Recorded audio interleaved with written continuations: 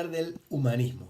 Temazo absoluto. ¿Qué fue el humanismo? Estamos hablando de que la edad moderna tiene una serie de cambios, una serie de transformaciones que la van a situar en un nuevo periodo histórico y que muchos de ellos están relacionados con la economía, con la aparición de los burgueses, el comercio como nueva actividad económica, también el empleo de la banca, los nuevos canales y desde el punto de vista político esos monarcas autoritarios. Pero ahora tenemos que irnos al terreno de las ideas, al terreno de la filosofía, al terreno de la manera de pensar. Y ahí entra el humanismo. El humanismo es una corriente intelectual, podríamos decir, propia de los siglos XIV y XV, es decir, del 1300-1400, en donde ofrece una nueva perspectiva, una nueva filosofía y una nueva manera de entender el mundo, rompiendo con la tradición antigua, con la tradición medieval.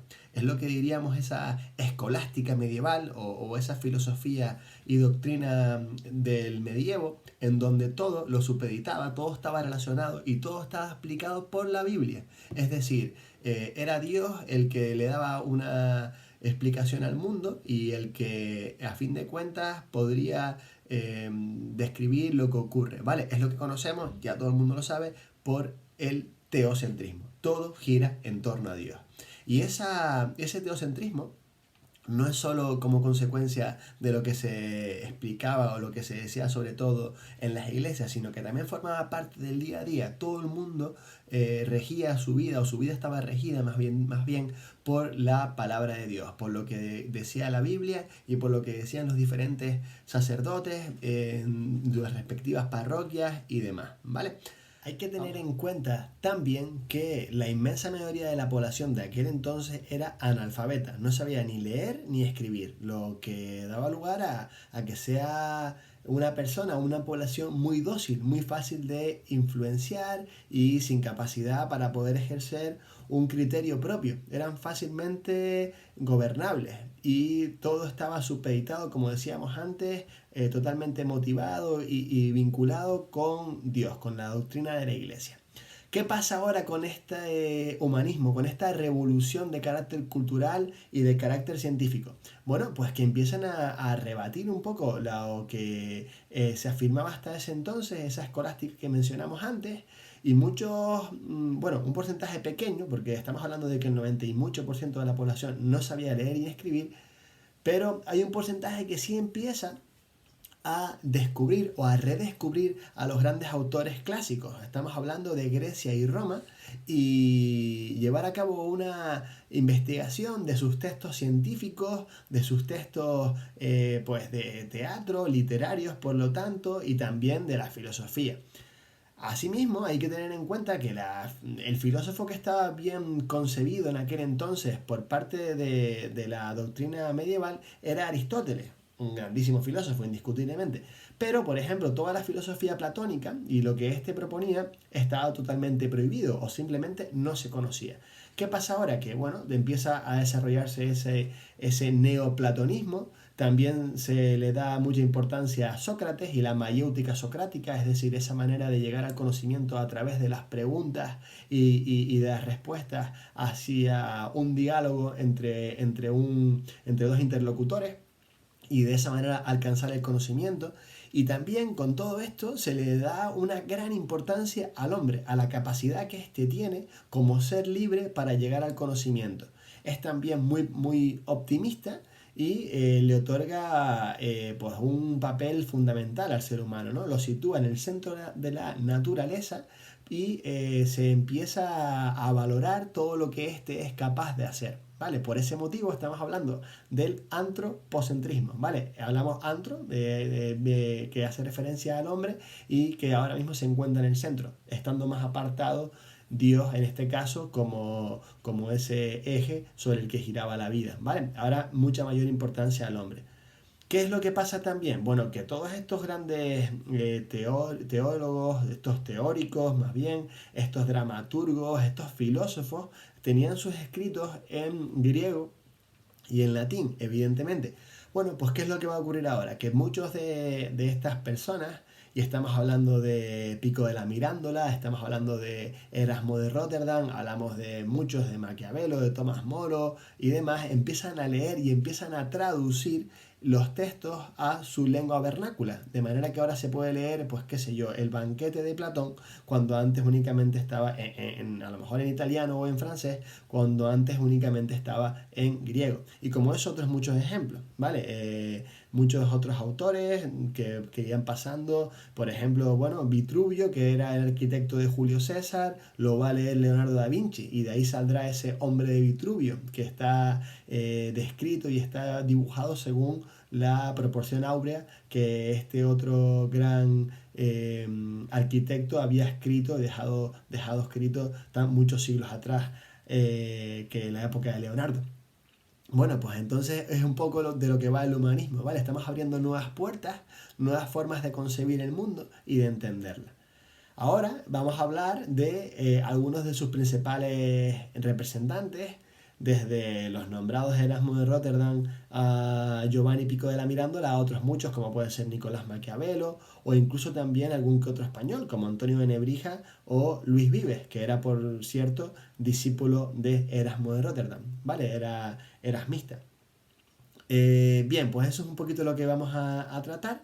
Recordemos que además, y con esto termino, antes de continuar con la siguiente parte, esa búsqueda de Grecia y de Roma también va a abrir, va a redescubrir el arte clásico, y esa arquitectura, esa escultura va de nuevo a copiarse y dará lugar con ello a un movimiento de carácter artístico que será el Renacimiento, ¿vale? El Renacimiento italiano, que veremos que está en el 480 y en el 580, y que abrirá una nueva vía, un nuevo enfoque del arte que se contrapone de forma clara a la Edad Media, y que copia e intenta mejorar, en muchos casos lo consigue, la antigüedad clásica. Vamos a comenzar nuestro repaso por los principales personajes humanistas, y para ello tenemos que dirigirnos a Italia, que es la cuna de este movimiento intelectual, como también lo fue del Renacimiento.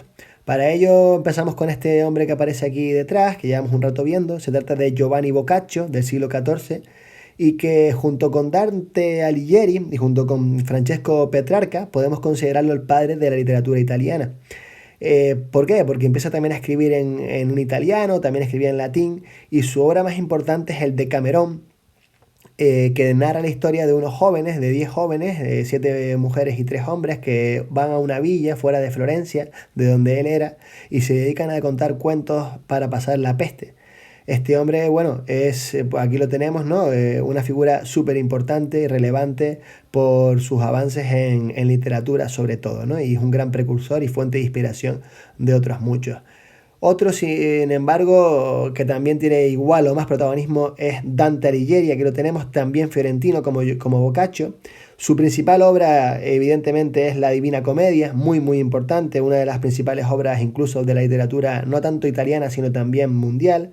También padre del italiano, por así decirlo, porque está escrita en un toscano, que es el precursor del italiano, y en ella habla de ese recorrido que realiza por el infierno, el purgatorio y el paraíso. Es la primera persona que describe, por ejemplo, el purgatorio y que hace una descripción del infierno y demás.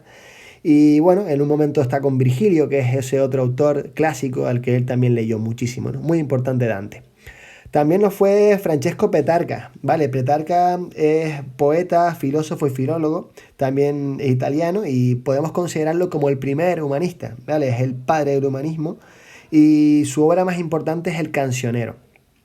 Francesco Petrarca también defendía la unión de toda Italia, que en aquel entonces estaba muy dividida por todos los estados, y bueno, cosa que no se consiguió hasta el siglo XIX. Aquí tenemos a Baltasar de Castiglione, en este retrato tan bueno de su estimado amigo, el grandísimo pintor Rafael Sanzio. Baltasar de Castiglione es para muchos el modelo de hombre humanista, por lo que representaba. Él era noble, era cortesano. Aquí lo tenemos también en otro cuadro, donde se ve retratado a Rafael y a Castiglione como Ptolomeo. Muere en Toledo y era diplomático y escritor. Quien también escribió muchísimo y consideramos como el humanista más universal es Erasmo de Rotterdam. Aquí lo tenemos. filólogo, filósofo, teólogo. Bueno, este hombre era sacerdote, pero en un momento dado le pide una dispensa al Papa para poder dedicarse a la investigación. Le concede ese permiso y dedica su vida a investigar, a leer a los clásicos, a leer sobre la Biblia. Y bueno, él propone, como príncipe del humanismo que es, una defensa del libre pensamiento, de la educación y de la tolerancia. También propone, y esto es muy importante, una reforma moral de la iglesia y bueno, estar a la altura. Cuando hablamos de la beca Erasmus, hablamos de que bueno, está dedicada a Erasmo de Rotterdam, porque este hombre viajó por muchos lugares de Europa y dio clases en Lovaina, Oxford, Bolonia, París o Basilea, entre otros casos.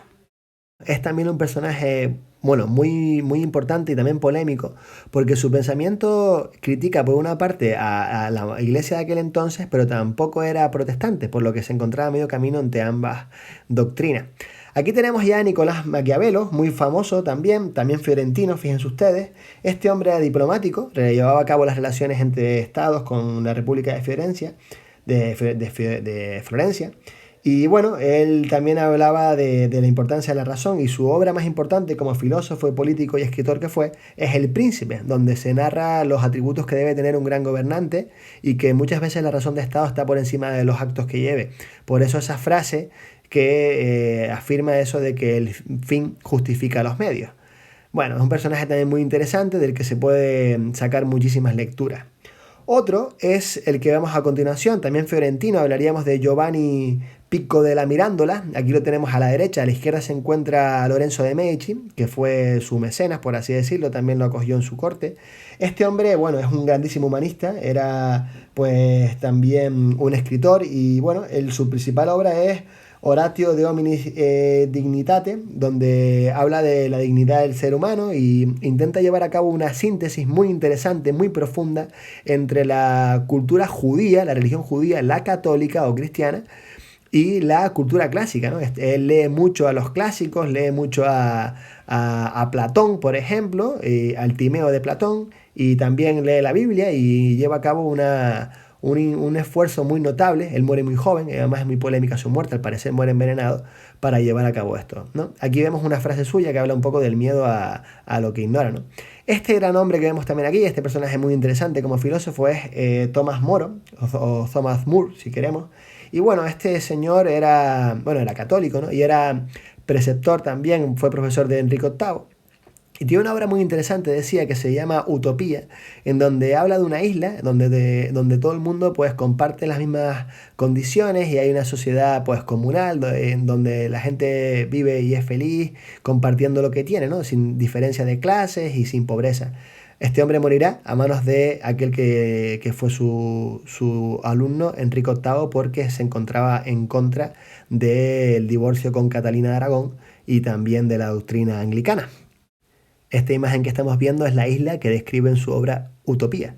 Vamos con un francés, François Rabelais, que era escritor, médico y también librepensador, muy importante en cuanto a sus estudios y sus avances en medicina y en filosofía. También tenemos aquí a Luis Vives, español. Luis Vives era filósofo, pedagogo, teólogo, profesor, discípulo de Erasmo, al cual tuvo como amigo y con el que se carteaba y seguía un poco su doctrina. Muy importante, muy interesante por lo que defiende. Hablaba de la paz internacional, de la unidad de Europa y, bueno, de ayuda a los más necesitados. Luis Vives es un personaje decisivo también en el pensamiento de la época, pese a ser erasmista y por tanto perseguido por la Inquisición. Aquí tenemos a Antonio de Nebrija, un gramático español, un personaje clave. Su obra de gramática castellana fue un éxito de ventas tremendo por aquel entonces y una figura muy notable, ¿no? La gramática de hoy es en buena parte debida a la labor que desempeñó Antonio de Nebrija en este entonces. Y bueno, vámonos ahora con los artífices de la revolución científica, empezando por Nicolás Copérnico, que era polaco, y alemán en aquel entonces. Este hombre, escribió su gran obra que fue Revolutionibus Orbium Coelestium, o de las revoluciones de las esferas celestes, que plantea, después de muchas investigaciones, una cosa que era tabú absoluto en aquel entonces, y era afirmar que la Tierra giraba alrededor del Sol, y no al revés, como se pensaba antes en esa visión geocéntrica del universo. Muy importante, esta obra la publica él, cuando muere realmente, por miedo, entre otras cosas, a lo que puedan decir también la Inquisición. Aquí tenemos ese modelo heliocéntrico.